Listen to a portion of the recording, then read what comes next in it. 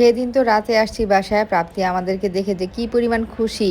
তো প্রিয় আমার ছোট খালার বাসায় উপরে যেতে চেয়েছিল। প্রাপ্তি যখনই দেখলো যে ভাই মনে হয় ঘরের বাইরে চলে যাচ্ছে, মানে ভাইকে আটকানোর জন্য যে কি সে করতেছে, মানে প্রিয়কে ঘর থেকে এখন বের হতে দিবে না। মানে ও ভাবছে প্রিয় মনে চলে যাচ্ছে, প্রিয়কে টেনে মানে গেটের সামনে থেকে নিয়ে আসবে।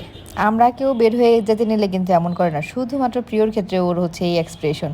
প্রিয় কয়েকবার বের হয়ে যেতে নিছে, প্রিয়কে প্রতিবারই ধরে ধরে ও নিয়ে আসছে।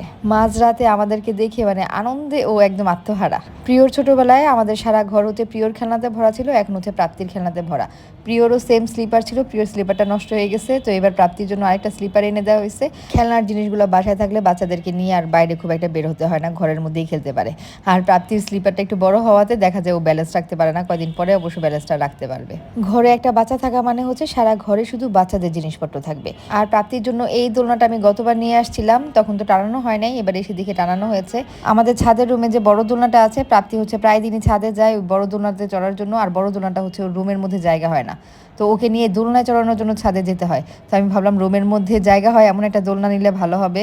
এটা হচ্ছে হ্যান্ডমেড একটা বাচ্চাদের দোলনা, আর এটার সুবিধা হচ্ছে এটা থেকে ও পড়ে যাবে না।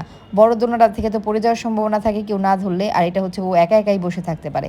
এই দোলনাটা অনেকেই জিজ্ঞেস করেছেন যে কোন পেজ থেকে নিয়েছি, এটা হচ্ছে সামিন হস্তশিল্প, এই পেজটা থেকে নিয়েছি। বাচ্চাদের জন্য আসলে এই দোলনাগুলো খুব কাজের।